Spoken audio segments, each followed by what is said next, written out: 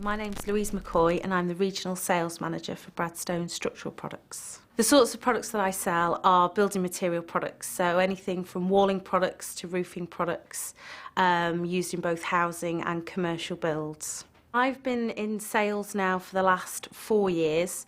I started initially internally within the sales office and then have gradually gone out onto the road from there.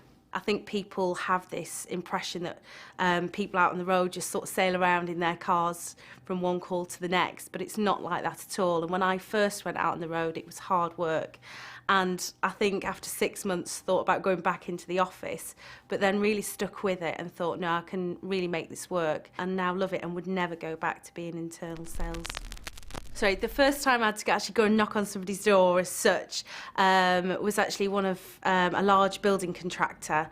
Yeah, very nerve-wracking, but I knew that I understood my products, I knew what we were trying to achieve and obviously what they were looking for. So once I was in, settled down, nice cup of tea and away we went, and it was absolutely fine.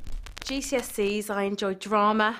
That was definitely my favourite. Thereafter it was English and business studies I enjoyed. Didn't enjoy maths, although being in a sales role probably not a good idea, but didn't enjoy maths, and French was the worst one.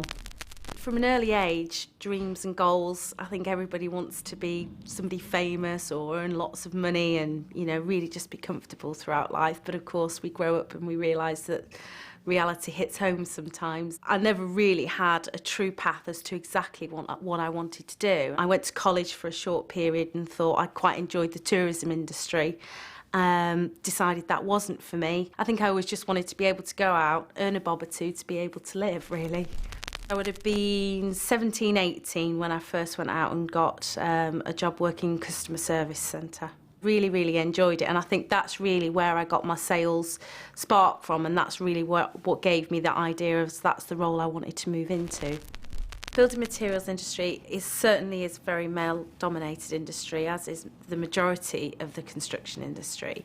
It certainly provides some good opportunities for women, purely because it gives us an opportunity to show what we can do. The organisational aspect, certainly from a sales perspective, has to be top-notch, and I think us women generally tend to be able to cope with that a little bit better, sorry. It's usually a talking point when I go onto sites and it's full of males.